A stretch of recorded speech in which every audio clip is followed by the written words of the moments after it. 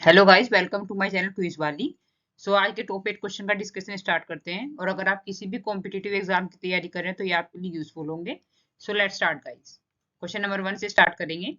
वर्तमान 2025 में भारत के उपराष्ट्रपति कौन है? ओके, कौन बने हैं अभी?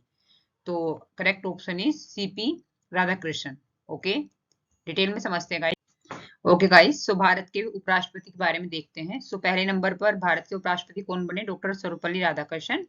ओके, और उसके बाद में वे भारत के दूसरे राष्ट्रपति भी बने। ओके गाइस, उसके बाद संविधान संबंधी अगर मैं आर्टिकल्स की बात करूं तो इसका उल्लेख आर्टिकल 63 से 71 के बीच में किया गया है।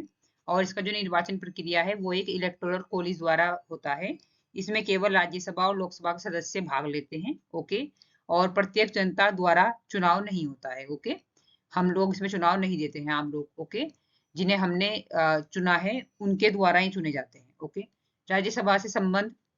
भारत के उपराष्ट्रपति राज्यसभा के प्रदेन एक्स ऑफिसियो सभापति चेयरमैन होते हैं। ओके, वे राज्यसभा की कार्यवाही चलाते हैं ठीक वैसे जैसे लोकसभा में स्पीकर। ओके गाइस, लेकिन जो राज्यसभा में होते हैं उन्हें चेयरमैन बोलते हैं।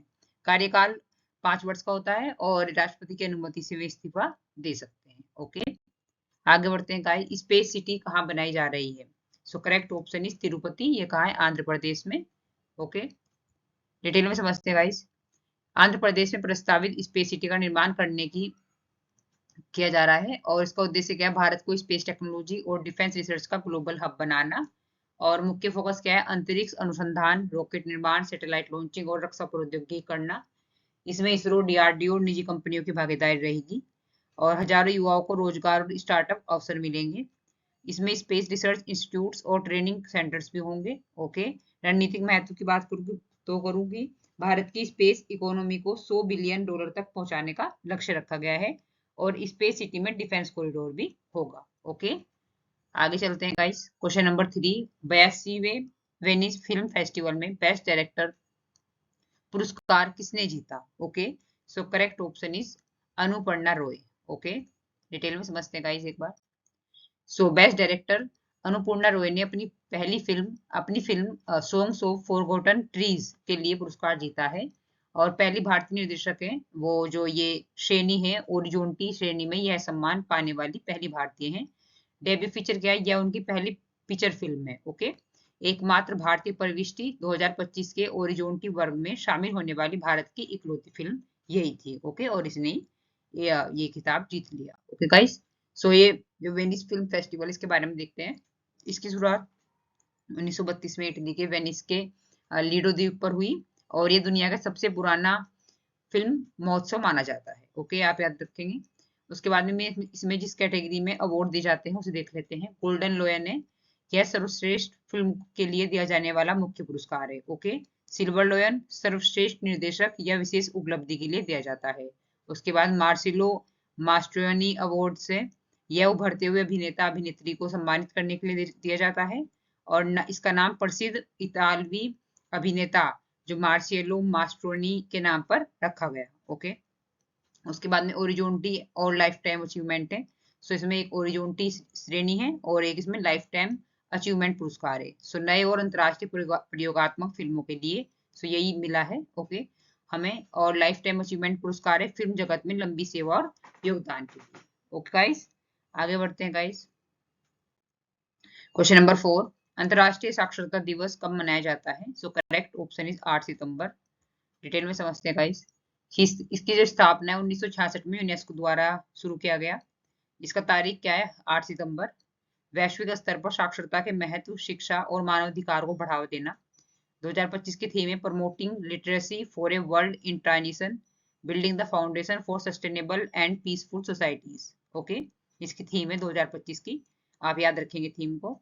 भारत में राष्ट्रीय साक्षरता मिशन 1988 और डिजिटल शिक्षा कार्यक्रम इस दिशा में भारत के बड़े कदम है। ओके, सतत विकास लक्ष्य जो SDG 4 है यह दिवस क्वालिटी एजुकेशन SDG 4 को प्राप्त करने का हिस्सा है। ओके, आगे बढ़ते हैं। ऑपरेशन राहत उत्तर भारत में किस कारण शुरू किया गया? करेक्ट ऑप्शन इज फ्लड, बाढ़। ओके, बाढ़ में फंसे हुए लोगों को बाहर निकालने के लिए यह ऑपरेशन शुरू किया गया। ऑपरेशन राहत रखा गया है इसका नाम और इसे भारतीय सेना के वेस्टर्न कमांड द्वारा संचालित किया गया। कब और कहाँ हुआ संचालित? पंजाब, हिमाचल प्रदेश, जम्मू एवं कश्मीर में बाढ़ प्रभावित क्षेत्रों में अगस्त सितंबर 2025 के बीच चलाया गया है। ओके, सो मानसून में बारिश बहुत ज्यादा होती है। सो मानसून के बारे में समझ लेते हैं थोड़ा। सो मानसून क्या होता है कि मानसून हवा की दिशा को मौसमी परिवर्तन है जो स्थल एवं समुद्र के आसमान के असमान ताप के कारण होता है। ओके, तो प्रकार के मानसून के दो तरह के होते हैं। दक्षिण पश्चिम मानसून जो मुख्य वर्षा ऋतु में आते हैं जून से सितंबर में, और उत्तर पूर्व मानसून अक्टूबर से दिसंबर, मुख्यतः तमिलनाडु में वर्षा होती है। तो जो नॉर्थ इंडिया वगैरह में मानसून जो आता है वो कौन सा आता है? दक्षिण पश्चिम मानसून। ओके, आगमन क्या है? ये जून को केरल से शुरुआत होती है जून को, और वापसी कब है? सितंबर से राजस्थान से आरंभ होकर अक्टूबर के मध्य तक समाप्त हो जाता है। ओके, शाखाएं क्या है? अरब सागर शाखा और बंगाल की खाड़ी शाखा। ओके, महत्व क्या है? भारत की कृषि, जल, बिजली उत्पादन, अर्थव्यवस्था का आधार लगभग 75% वर्षा मानसून से ही होती है। ओके, प्रभाव कारक क्या है जो मानसून को प्रभावित करते हैं? एलिनो, लानिनो और भारतीय महासागर द्विध्रुव। ओके गाइस, आगे बढ़ते हैं। पुरुष हॉकी एशिया कप 2025 खिताब किसने जीता? सो correct option is Bharat. Okay, detail में समझते हैं गाइस। स्थान और तारीख, राजगीर बिहार में आयोजित हुआ और अवधि 29 अगस्त से 7 सितंबर तक चला। चौथी बार भारत विजेता बना है। ओके, इससे पहले 2003, 2007, 2017 में जीता था। फाइनल परिणाम क्या हुआ कि दक्षिण कोरिया को 4-1 से हराकर खिताब अपने नाम किया। सो रनर अप कौन है? दक्षिण कोरिया। विश्व कप में सीधी क्वालिफिकेशन, इस जीत के साथ भारत ने सीधे 2026 men's FIH hockey world cup के लिए कोटा हासिल कर लिया है। ओके, आगे बढ़ते हैं गाइस। सो इसमें क्या है फिर? हॉकी जैसे खेल का उल्लेख प्राचीन मिस्र, यूनान और रोम सभ्यताओं में मिलता है। ये हॉकी से रिलेटेड हिस्ट्री दी गई है। ओके, आधुनिक फील्ड हॉकी का विकास 19वीं शताब्दी में इंग्लैंड में हुआ। पहला हॉकी क्लब 1953 में ब्लैक हीथ लंदन में स्थापित किया गया। अंतरराष्ट्रीय हॉकी संघ FIH की स्थापना 1924 में पेरिस में हुई। पुरुष हॉकी पहली बार 1908 लंदन ओलंपिक में और महिला हॉकी 1980 मॉस्को ओलंपिक में शामिल हुआ। ओके, भारत ने 1928 से 1956 के बीच लगातार 6 ओलंपिक स्वर्ण पदक जीते हैं। ठीक है गाइस, पहला पुरुष हॉकी वर्ल्ड कप 1971 में बार्सिलोना में हुआ। भारत ने 1975 में खिताब जीता। ओके, उसके बाद में हॉकी को लंबे समय तक भारत का राष्ट्रीय खेल माना जाता रहा है। ओके गाइस, तो भारत का राष्ट्रीय खेल कौन सा है? हॉकी। ओके, आगे बढ़ते हैं। एंट्रोमिक्स क्या है? सो ये क्या है कि एक रसिया ने एक दवाई बनाई है जो कैंसर में मदद करेगी।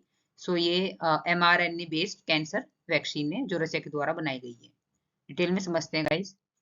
सो एक mRNA आधारित कैंसर वैक्सीन है जिसे रूस में विकसित किया गया है, और रूसी federal medical and biological agency और संबंधित अनुसंधान संस्थानों ने मिलकर विकसित किया है। ओके, तकनीकी आधार क्या है? वैक्सीन उसी mRNA तकनीक पर आधारित है जो कोविड-19 वैक्सीन में उपयोग की गई थी। ओके, उसके बाद में mRNA का मतलब क्या होता है कि मैसेंजर RNA।